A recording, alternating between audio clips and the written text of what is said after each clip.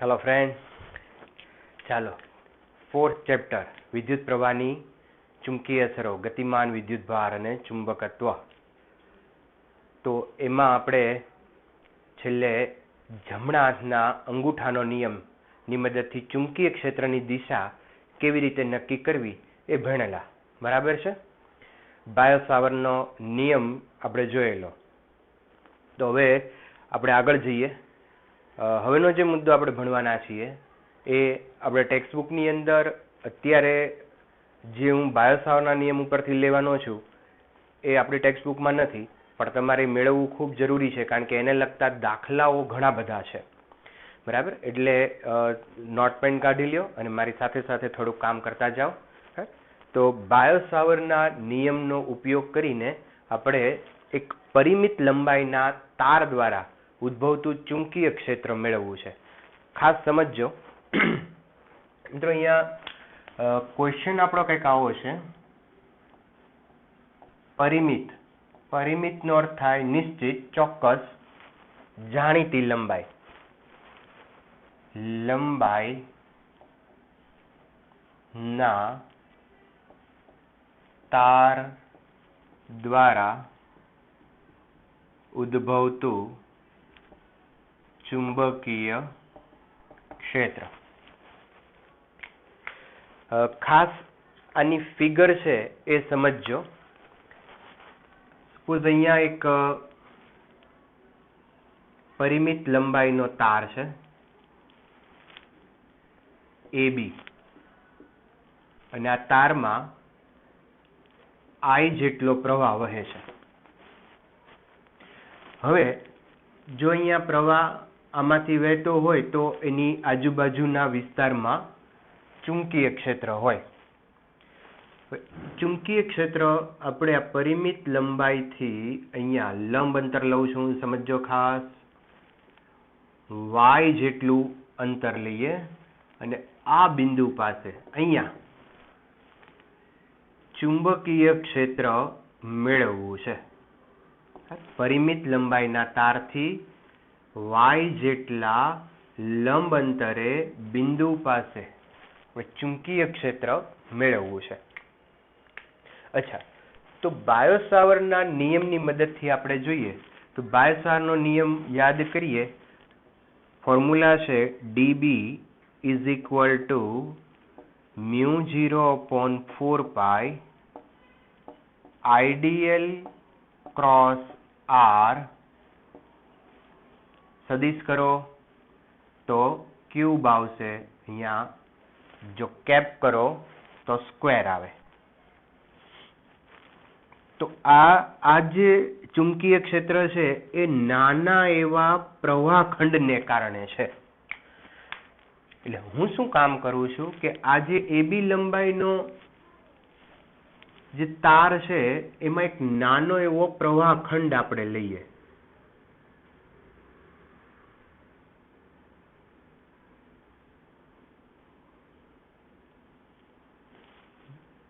આ જે ખંડ છે એની લંબાઈ dl અને એમાંથી પ્રવાહ I જેટલો પ્રવાહ પસાર થાય છે, એટલે આ પ્રવાહખંડ થઈ જશે IDL, બરાબર. આ જે ડિસ્ટન્સ છે, આ ડિસ્ટન્સ તમે ધારો કે R લઈ લો, બરાબર. તો R અંતરે આ આઈડીએલ પ્રવાહખંડને કારણે R અંતરે બિંદુ B, અહીંયા કોઈ P બિંદુ છે તો આ P બિંદુ પાસે ચુંબકીય ક્ષેત્ર આટલું હોય. આ પ્રવાહખંડને કારણે R અંતરે આ બિંદુ P છે ત્યાં ચુંબકીય ક્ષેત્ર આટલું હશે. સિમ્પલ, આવું બાયો સાવર્ટે કીધું હતું ને આપણે માની લીધું છે, બરાબર છે. હવે આપણે શું કામ કરવાનું છે કે આપણે તો અહીંયા AB જે આખો તાર છે એના માટે ચુંબકીય ક્ષેત્ર મેળવવું છે. તો આ નાના એવા પ્રવાહખંડ, આવા ઘણા બધા પ્રવાહખંડ તમે લઈ લ્યો આખા તાર ઉપરના, અને પછી એનું એક પ્રવાહખંડને કારણે અહીંયા મેળવી અને એનું સંકલન કરી નાખીએ. સિમ્પલ. તો આનું મારે સંકલન કરવાનું છે. આનું જે સંકલન કરશું તો ઇન્ટિગ્રેશન આનું કરો એટલે આપણને કુલ ચુંબકીય ક્ષેત્ર મળે. μ0/4π એને આપણે બાર લઈ લઈએ, ઇન્ટિગ્રેશન IDL ક્રોસ r/r³. હવે લિમિટ કઈ મૂકવી? તો મિત્રો લિમિટ એવી મુકાય કે જેથી કરીને આ આખો તાર છે એ સંકલનમાં આવી જાય, એટલે કે એનો સરવાળો થઈ જાય. બરાબર છે? ઓકે, તો હું લિમિટ શું લઉં સમજજો.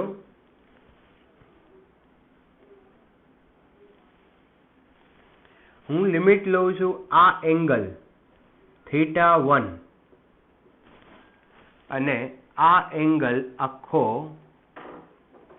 θ2. તો લિમિટ લેશું આપણે θ1 થી θ2. θ1 એટલે આટલું થશે, θ2 એટલે આટલું થશે, તો આખો તાર આવી જાય. લિમિટ તમે અહીંયા લઈ શકો. આ બાજુ છે આને ઉગમ બિંદુ લેતા હોય તો -θ1 થી +θ2, -θ1 થી +θ2. ઓકે, હવે મજાની વાત એ છે કે આનું ઇન્ટિગ્રેશન કરવાનું, આ બધાની વેલ્યુઝ આપણે આના ફોર્મમાં મૂકવાની, એવું આપણે અત્યારે માથાકૂટમાં પડવાનું નથી. આનું તમે સાદરૂપ, ઘણું મોટું સાદરૂપ છે, પણ આનું જો સાદરૂપ આપીએ તો એનો જે જવાબ આવે છે એ જવાબ કંઈક આવો છે. B = μ0/4π I/y sin θ1 + sin θ2. μ0I/4π y sin θ1 + sin θ2. આવો આન્સર આવે છે આનો. તમારે મિત્રો આ આન્સર સીધો યાદ રાખવાનો છે. તો આની સાબિતીનું શું? તો અત્યારે હું આની સાબિતી નથી આપતો, પણ જ્યારે આપણે એમ્પિયરનો સર્કિટલ નિયમ ભણશું ત્યારે આ ક્વેશ્ચનની સાબિતી આપવાની આવશે. તો ત્યારે, કારણ કે એમ્પિયરના સર્કિટલ નિયમ ઉપરથી આની જે સાબિતી છે એ ખૂબ જ સરળ ફોર્મમાં છે. જો આની સાબિતી આપણે બાયો સાવરના નિયમનો ઉપયોગ કરીને આપીએ તો 2 થી 3 વખત બોર્ડ ભરાઈ જાય અને સાફ કરવું પડે. તો આપણે એ માથાકૂટમાં પડવાનું નથી. આપણે એટલા માટે નથી પડતા કારણ કે આપણી ટેક્સ્ટ બુકમાં એ રીતથી સાબિતી આપી નથી. અંતે જો સાબિતી તમે કોઈ પણ રીતે આપો, અંતે તો આપણે આ જ ફોર્મ્યુલાનો યુઝ કરવાના છીએ. બરાબર? તો અહીંયા μ0I/4π y, આ y શું છે સમજજો ખાસ. y છે એ તારથી જે બિંદુએ ચુંબકીય ક્ષેત્ર મેળવવાનું છે ત્યાંનું લંબ અંતર છે. સાંભળજો, ખાસ ધ્યાન રાખજો. y શું છે?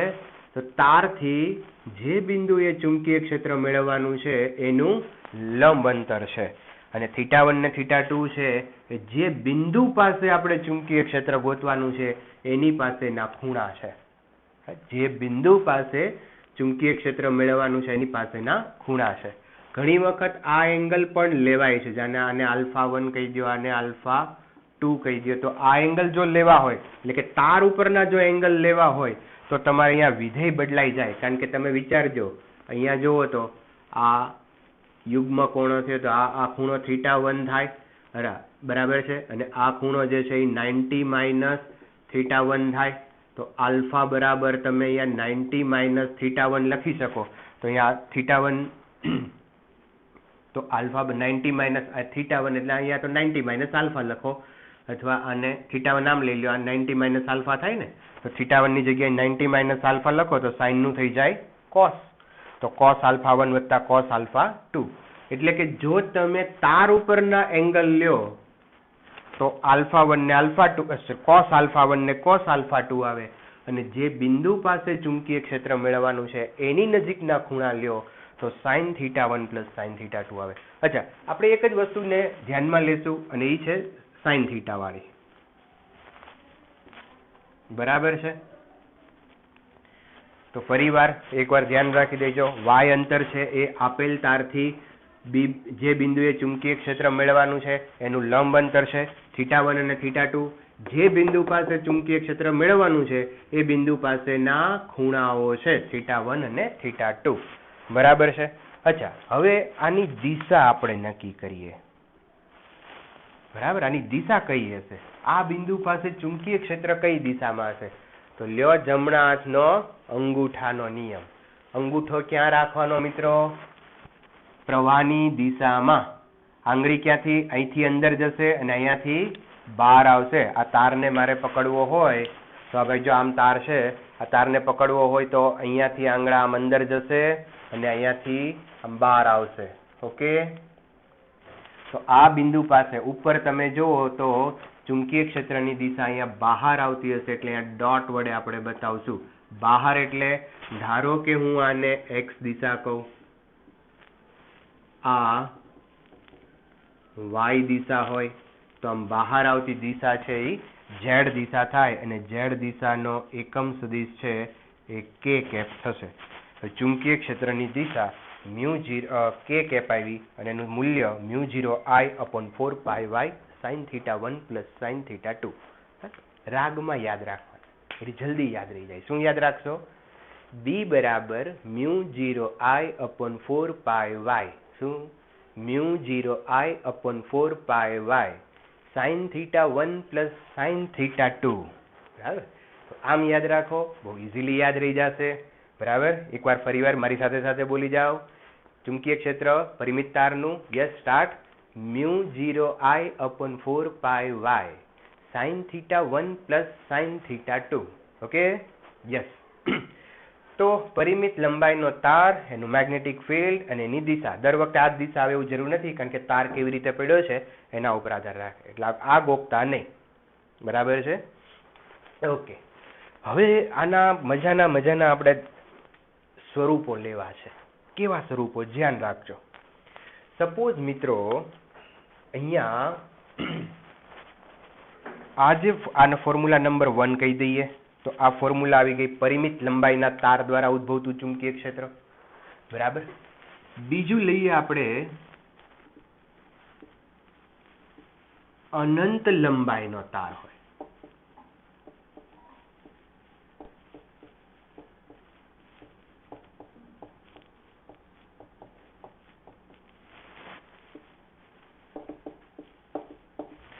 અનંત લંબાઈના તાર દ્વારા ઉદ્ભવતું ચુંબકીય ક્ષેત્ર.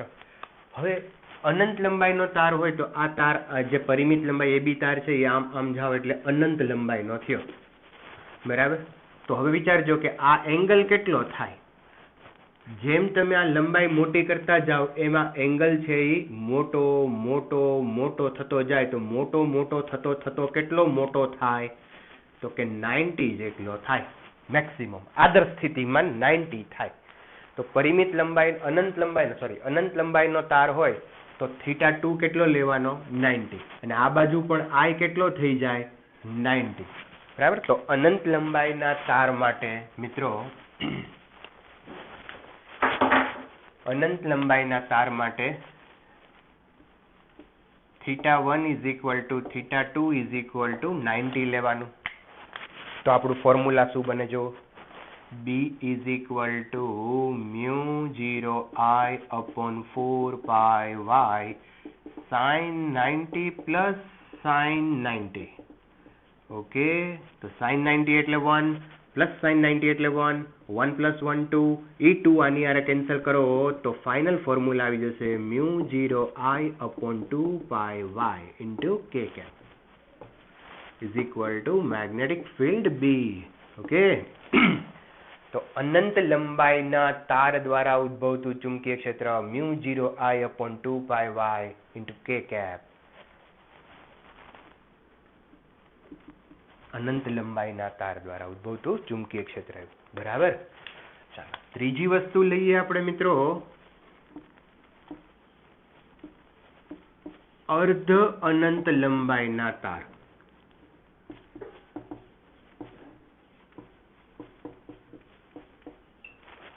હવે અર્ધ અનંત લંબાઈનો તાર હોય તો અહીંયા ધારો કે તાર છે અને એ એક સાઈડ ઇન્ફિનિટિવ છે અને એક સાઈડ એનો એન્ડ છે, બીજી સાઈડ એનો એન્ડ નથી, એન્ડલેસ છે. જાય જ છે અને અહીંયા ઊભું રહી જાય છે. બરાબર, તો હવે તમારે ધારો કે આ પોઈન્ટ પાસે અહીંયા વાય અંતરે મેગ્નેટિક ફિલ્ડ ફાઇન્ડ કરવું છે. તો શું કરશો? તો કે આ એંગલ કેટલો લેવાય? અહીંયા અડાડતો નથી, પણ આ એંગલ કેટલો લેશું? 90. અને બીજો આ એંગલ તો એ એંગલ તો થશે જ નહીં, કારણ કે આ પોઈન્ટ છે એ અહીંયા આવી ગયો છે, તો આ એંગલ કેટલો થઈ જશે? 0. એવું બને ક્યારેક 0 નોય થાય, બરાબર. આપણે બે પરિસ્થિતિ લેશું. ચલો પહેલી પરિસ્થિતિ અહીંયા પહેલા આ લઈએ કે આ પોઈન્ટ છે અહીંયા આવી ગયો છે, અહીંથી તાર શરૂ થયો છે, તો આ એંગલ કેટલો થઈ જશે? θ1 0.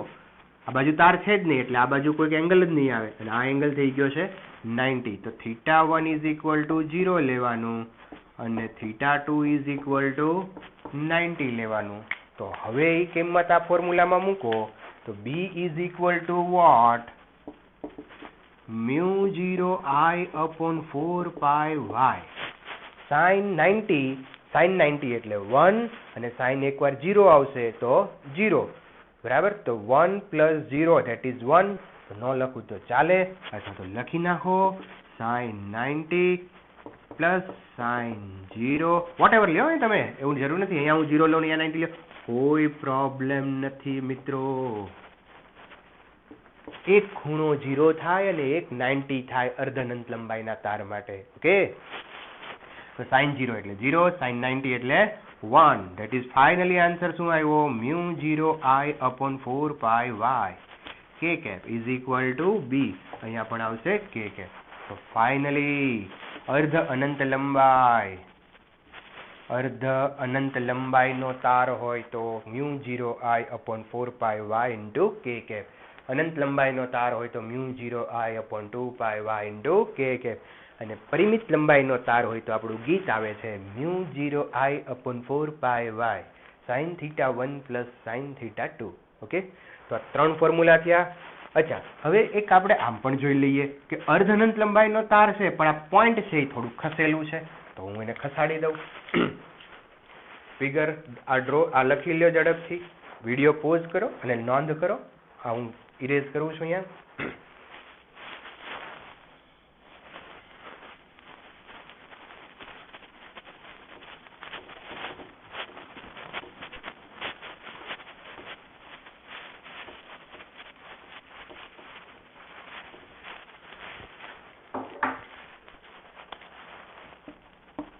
ઓકે, આ એનો કેસ એ છે, અહીંયા અર્ધ અનંત લંબાઈનો તાર છે, પણ હવે આપણે અહીંયા આ પોઈન્ટથી y અંતરે, ક્યાં? y અંતરે અહીંયા મેગ્નેટિક ફિલ્ડ ફાઇન્ડ કરવું છે. ઓકે, નો પ્રોબ્લેમ. તો આ એંગલ તો કેટલું લેશું આપણે? યસ, 90. કારણ કે આ બાજુ તો ઇન્ફિનિટિવ છે. ઇન્ફિનિટિવ એ જે બાજુ ઇન્ફિનિટિવ હોય ત્યાં ખૂણો 90 નો લઈ જ લેવાનો, કોઈને પૂછવાનું નહીં, બરાબર. 90. પણ આ બાજુ હવે એંગલ તમારે ફાઇન્ડ કરવો પડે, તો આ θ1 એમ રાખવાનો, એ રકમ ઉપરથી આપણે નક્કી કરવાનો હોય. તો ફાઇનલી અહીંયા θ1 = θ લેશો અથવા તો θ1 લઈ લો અને θ2 = 90 લ્યો. તો ફાઇનલી ફોર્મ્યુલા શું થશે? B = μ0I/4πy sin θ1 + sin θ2. sin θ2 એટલે 90. તો ફાઇનલી μ0I/4πy into sin θ1. આ મેગ્નેટિક ફિલ્ડ થયું, અગેન k cap. ઓકે, તો આ થઈ ગયું અર્ધ અનંત લંબાઈનો તાર, પણ એ અર્ધ અનંત લંબાઈનો તારમાં θ1 આપણને કંઈક ફાઇનાઇટ હોય છે, અહીંયા 0 થતો હતો, બરાબર. તો આ બધું ઉતારી લ્યો, આને લગતા થોડાક પ્રોબ્લેમ આપણે સોલ્વ કરીએ, બરાબર.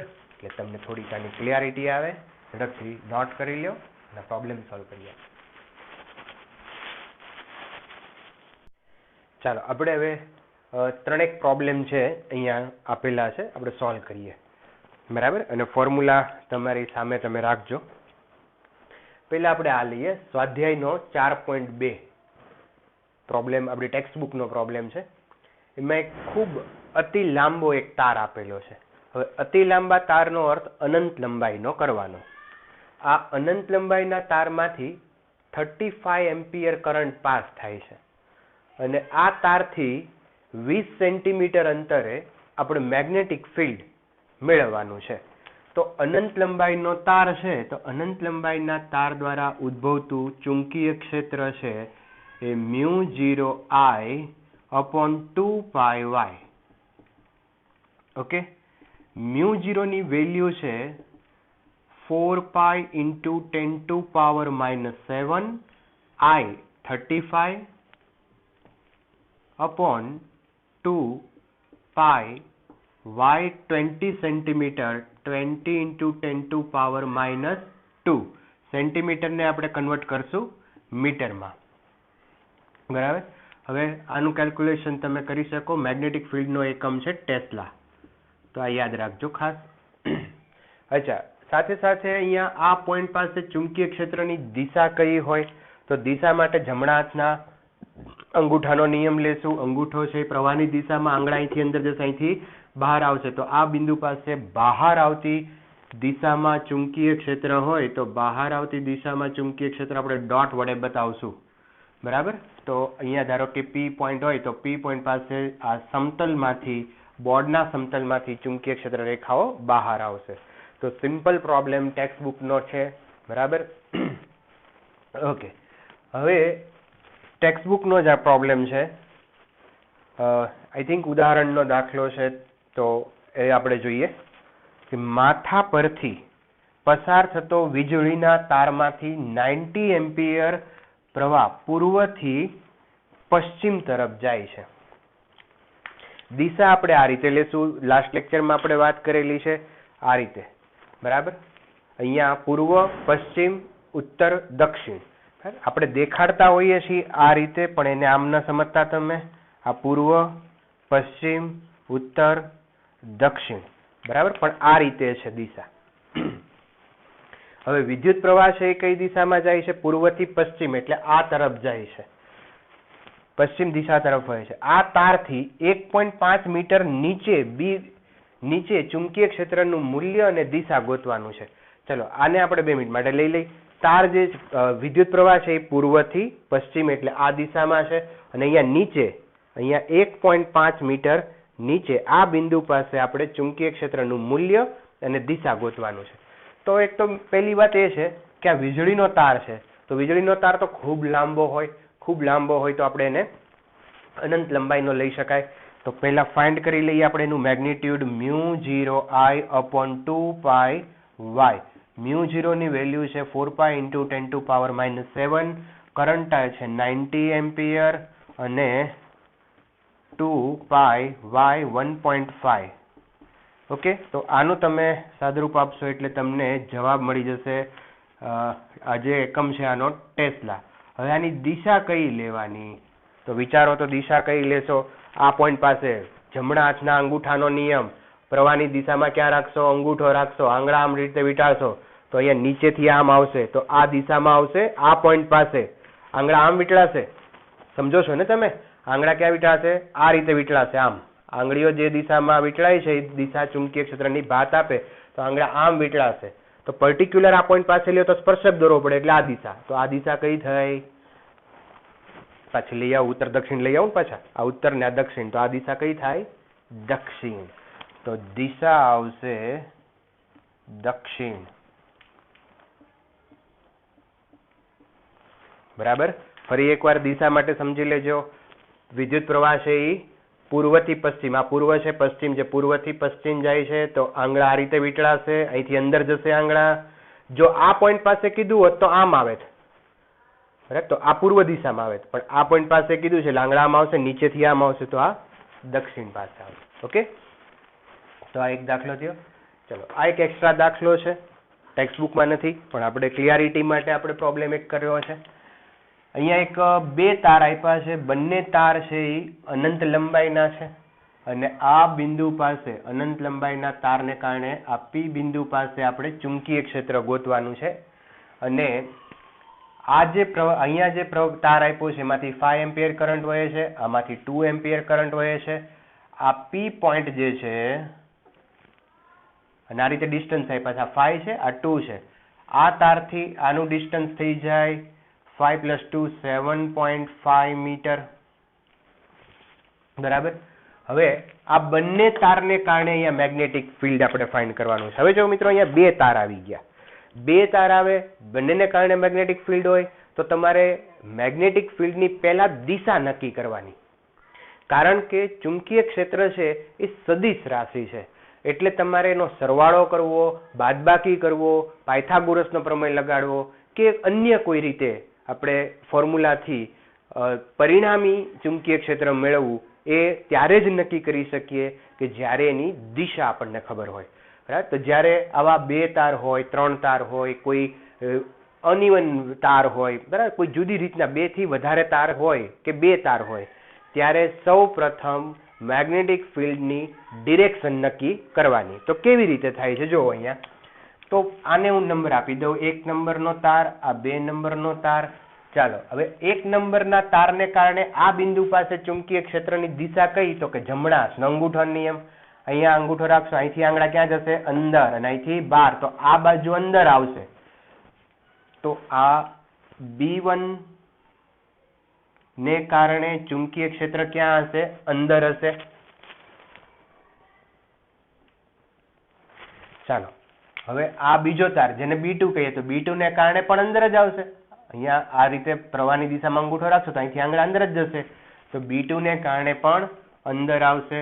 જો બેયને કારણે એક જ દિશા આવી છે અંદર તરફ, તો કરી દેવાનો સરવાળો. જો એકને કારણે બહાર હોત અહીંયા, તો અહીંયા હું બાદબાકી કરત, કારણ કે અંદર માટે પ્લસ લ્યો તો બહાર માટે તમારે માઇનસ લેવું પડે. બરાબર છે.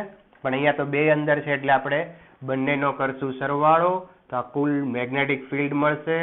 ચાલો તો ટોટલ મેગ્નેટિક ફિલ્ડ B1 એટલે આ તારને કારણે ઉદ્ભવતું ચુંબકીય ક્ષેત્ર μ0I/2πy વત્તા બીજા તારને કારણે μ0I/2πy. ઓકે. ચાલો હવે બધાની વેલ્યુઝ મૂકીએ આપણે. I1 ની વેલ્યુ છે 5/2π. y1 એટલે લેશું 7.5 વત્તા μ0 I2 ની વેલ્યુ છે I2 2.5 અને ડિવાઈડ બાય 2π y2 એટલે આટલું અંતર લેશું 2.5. ઓકે. ચાલો અહીંયા તમે 2.5 કેન્સલ કરી શકો. અહીંયા તમે 15 એટલે 1.5 થઈ જશે. બરાબર. હજી થોડુંક આપણે આનું સાદુરૂપ આગળ આપણે આપીએ તો μ0/1.5 × 2 એટલે 3π વત્તા μ0/2π.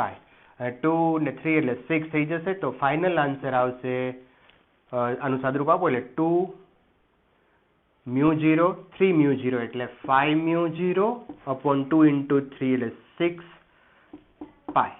તો ફાઇનલી આવ્યું magnetic field eight point P કેટલું 5 μ0/6π. હવે એક કામ આપું છું તમને મિત્રો, એ અત્યારે જ વિડીયો પોઝ કરવાનો છે અને એ તમારે પ્રોબ્લેમ સોલ્વ કરવાનો છે અને જે જવાબ આવે એ કોમેન્ટ કરવાની છે. તમે કોમેન્ટ કરશો તો હું એવું સમજીશ કે તમે આ લેક્ચર જુઓ છો. બરાબર છે. અચ્છા, તો અહીંયા તમારે હવે અહીંયા Q પાસે મેગ્નેટિક ફિલ્ડ ગોતવાનું છે. આ ડિસ્ટન્સ છે 2.5 મીટર. બરાબર. આ ડિસ્ટન્સ છે 2.5 મીટર અને આ 2.5 છે, આ 5 છે, બે બધું સેમ છે. અને આ પોઈન્ટ પાસે, પોઈન્ટ Q પાસે મેગ્નેટિક ફિલ્ડ ફાઇન્ડ કરવાનું છે. મિત્રો ધ્યાન રાખજો, દિશાનો પહેલા હિસાબ કરજો અને પછી જ અહીંયા પ્રોબ્લેમ છે એને સોલ્વ કરજો. ઓકે. તો વિડીયો પોઝ કરો, આ પ્રોબ્લેમ સોલ્વ કરો અને મને કોમેન્ટ કરો. ઓકે. પછી આપણે આગળ જઈએ. હવે થોડોક મજાનો પ્રોબ્લેમ લઈએ. અહીંયા એક તાર આપ્યો છે, આમાંથી કરંટ પાસ થાય છે I, આમાંથી પણ એ જ કરંટ પાસ થાય છે I, અને આ P પોઈન્ટ પાસે અહીંયા આપણે મેગ્નેટિક ફિલ્ડ ચુંબકીય ક્ષેત્ર છે એ મેળવવું છે. બરાબર. અચ્છા, હવે પહેલી વાત અહીંયા તમે એ જો કે આ જે તાર અહીંયા આપ્યો છે ને, એ તાર આ પોઈન્ટ પાસે અહીંયા પૂરો થઈ જાય છે અને આ પાસે અનંત છે. તો આ તાર જે થયો એ અર્ધ અનંત લંબાઈનો તાર થયો.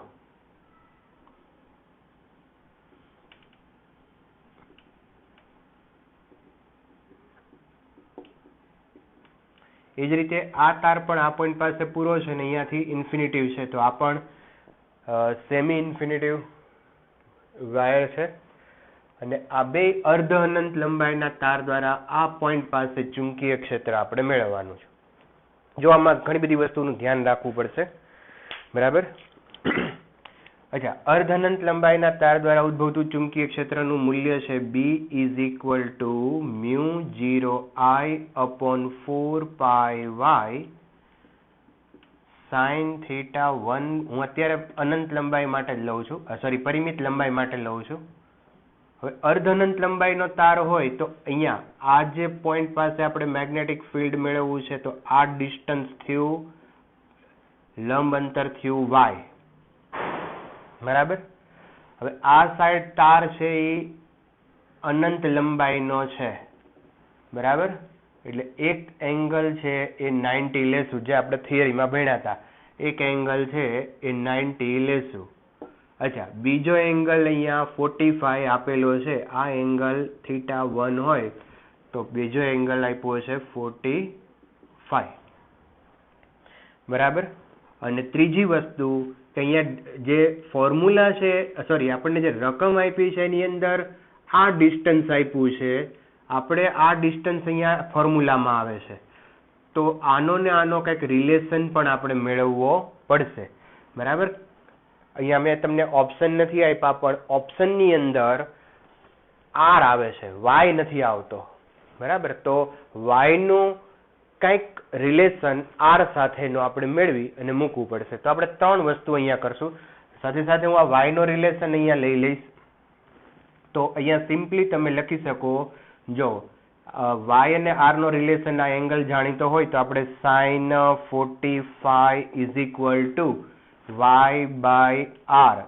તો y અહીંયા લઈશું y = r sin 45 અને sin 45 √2, તો r/√2. તો y ની વેલ્યુ મૂકશું આપણે r/√2. θ1 = 45, θ2 = 90. હવે એ જ વસ્તુ આ તાર માટે પણ આવશે, કારણ કે આ તાર માટે આ ડિસ્ટન્સ થઈ જશે y, આ એંગલ થઈ જશે, આ એંગલ થઈ જશે 45, આ પણ 45 છે, આ 90 છે, બરાબર. તો આની જેમ આ એંગલની જેમ જ આ એંગલ આવે છે, આ ત્રિકોણ આવશે, બરાબર. તો આ 45 હોય તો આ પણ 45 હોય, આ 90 છે એટલે, બરાબર. આ 45, આ 90, આ પણ θ1 આપણે 45 લીધો, બરાબર. તો સેમ આ તારને આપણે એક કહીએ તો એના માટે B1 માટે જે કંઈ લીધું છે એ જ વસ્તુ B2 માટે પણ આવશે. આ જ ફોર્મ્યુલા 45 લેશું θ1, θ2 90 લેશું, y માટે r/√2 લેશું, બધું જેમ ને. હવે ત્રીજી મહત્વની વાત કે આ પોઈન્ટ પાસે આપણે મેગ્નેટિક ફિલ્ડ ફાઇન્ડ કરવું છે, જે આ બે તારને કારણે છે. તો બે તારને કારણે હોય તો પહેલા તો આપણે દિશા નક્કી કરવી પડશે, સરવાળો કરવો, બાદબાકી કરવો, પાયથાગોરસ વાપરવો, બરાબર. તો જો આ બે તાર આવી રીતે છે, એટલે એવું ન વિચારતા પાયથાગોરસ વાપરવાનો, આપણે દિશા નક્કી કરવાની છે. તો જમણા હાથના અંગૂઠાનો નિયમ, અંગૂઠો રાખવાનો, પ્રવાહની દિશામાં અહીંથી આંગળા ક્યાં જશે? અંદર. તો P પોઈન્ટ પાસે આંગળા અંદર જાય છે, એટલે ચુંબકીય ક્ષેત્ર આ તારને કારણે ચુંબકીય ક્ષેત્ર અંદર જતી દિશામાં. ઓકે, આ તાર માટે જુઓ તો આ તારને મારે પકડવું હોય તો અહીંથી આંગળા અંદર જશે, આને કારણે આ પ્રવાહની દિશામાં અંગૂઠો, આંગળા અંદર જશે, તો આને કારણે પણ અંદર જ ગયા, એટલે બંનેને કારણે ચુંબકીય ક્ષેત્ર અંદર જ છે. તો બેને કારણે અંદર હોય તો આપણે એનો કરવો પડે સરવાળો. તો કરી દઈએ આપણે B = B1 + B2, that is 2B. તો અહીંયા કારણ તમે લખી શકો B1 = B2 = B. ચાલો, તો હવે અહીંયા આ B ની વેલ્યુ આપણે મૂકી દઈએ. 2 μ0I/4πy mu 0 I upon 4 pi y sin theta 1 plus sin theta 2. ચાલો 2 mu 0 I upon 4 pi y ની વેલ્યુ મૂકશું r by root 2 sin theta 1 એટલે 45 અને थीटा 2 90. ચાલો આને આની હારે છેદ ઉડાડી દેશો તો mu 0 I upon 2 pi r by root 2. sin 45 એટલે 1 upon root 2 અને sin 90 એટલે 1.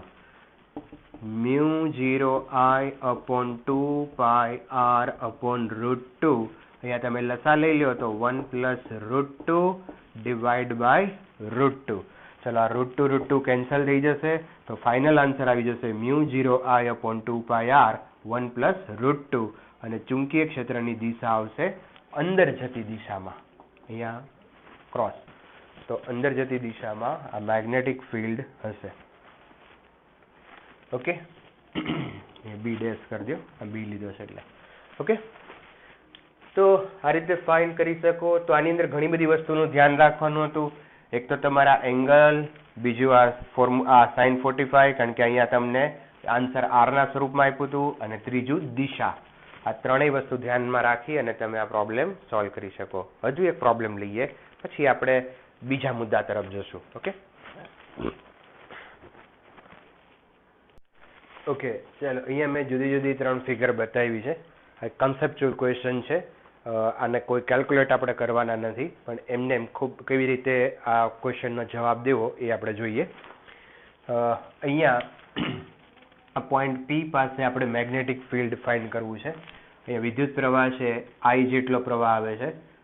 આ પોઈન્ટ પાસે જંકશન થયું, જંકશન પાસે અહીંયા પ્રવાહ જાય છે ધારો કે I1, અહીંયા જાય છે I2, અહીંયાથી I1 અને I2 ભેગા થઈને ફરી પાછો અહીંયા આવશે I. તો અહીંયા I જેટલો દાખલ થયો, અહીંથી બહાર નીકળ્યો, અહીંયા પ્રવાહ I1 અને I2 હોય છે. તો આ બંને તારને કારણે જે અહીંયા ચુંબકીય ક્ષેત્ર ઉત્પન્ન થાય છે એ આપણે મેળવવું છે. મિત્રો આ ફિગરની અંદર સમમિતિ છે. સમમિતિ અહીંયા એક એ છે કે આ તારથી આના અંતરો સમાન છે. સમમિતિ એટલે સરખાપણું. તો તારથી અંતરો સમાન છે. બીજું કે અહીંયા તમે જુઓ તો આ તારમાં પ્રવાહ છે એ એક બાજુથી દાખલ થાય છે અને બીજી બાજુથી બહાર નીકળે છે. એક દાખલ થાય અને બહાર નીકળે છે. તો આવી વસ્તુ જ્યારે હોય ત્યારે આ સેન્ટર ઉપર મેગ્નેટિક ફિલ્ડ ઓલવેઝ 0 હોય.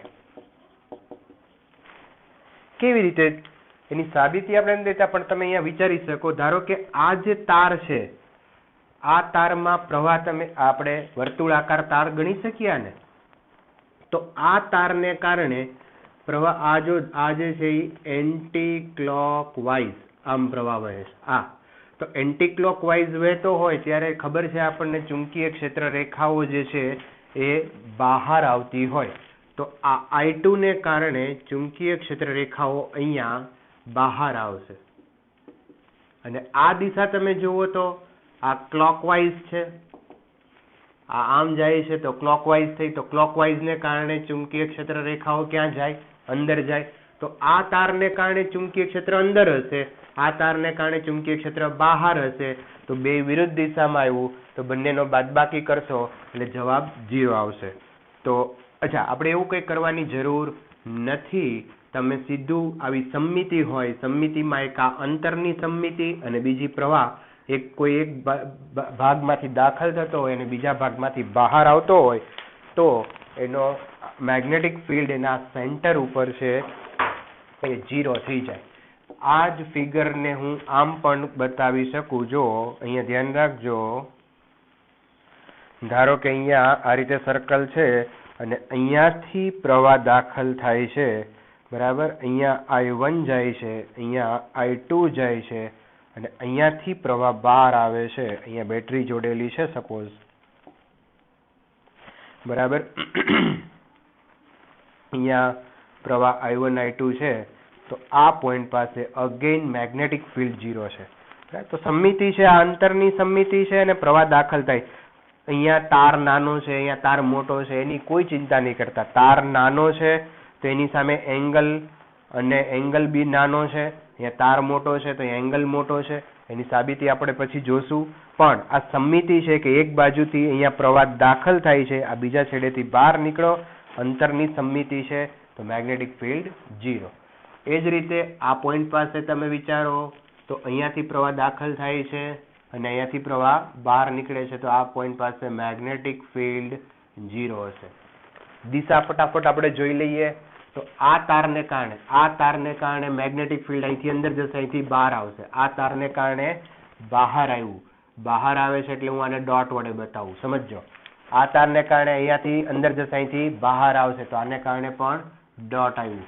હવે આને કારણે જુઓ તો અહીંથી અંગૂઠો પ્રવાહની દિશા, તો અહીંથી અંદર જશે આંગળા, તો આને કારણે ક્રોસ આવ્યું, બરાબર. આ તારને કારણે જુઓ તો અંગૂઠો પ્રવાહની દિશામાં આંગળા અહીંથી અંદર જશે, તો આને કારણે ક્રોસ આવ્યું. તો ક્રોસ ડોટ કેન્સલ થઈ જશે, તો મેગ્નેટિક ફિલ્ડ 0. એ જ રીતે આ માટે પણ મેગ્નેટિક ફિલ્ડ 0 થશે. અહીંયા હું નામ આપી દઉં ABCDE અને F, બરાબર. તો કોણ કોની અસર કેન્સલ કરે એ તમે ચેક કરજો. અને મેગ્નેટિક ફિલ્ડ અહીંયા પણ 0 થશે. તો આવી થોડીક ફિગરો હજી બીજી હું તમને બતાવીશ, પણ આ તમે ધ્યાનમાં રાખશો. ઓકે. તો મિત્રો, મેગ્નેટિક ફિલ્ડ આ સુરેખ લંબાઈ, પરિમિત લંબાઈનો તાર, અનંત લંબાઈનો તાર, અર્ધ અનંત લંબાઈનો તાર, એના દ્વારા મેગ્નેટિક ફિલ્ડ છે એ આપણે મેળવ્યું. તો આટલી વસ્તુ નોટ કરી લ્યો. નેક્સ્ટ લેક્ચરની અંદર આપણે હવે રિંગ માટે મેગ્નેટિક ફિલ્ડ મેળવવાનું છે, તો એની ચર્ચા નેક્સ્ટ લેક્ચરમાં કરશું. ત્યાં સુધી બધાને good bye, take care, thank you.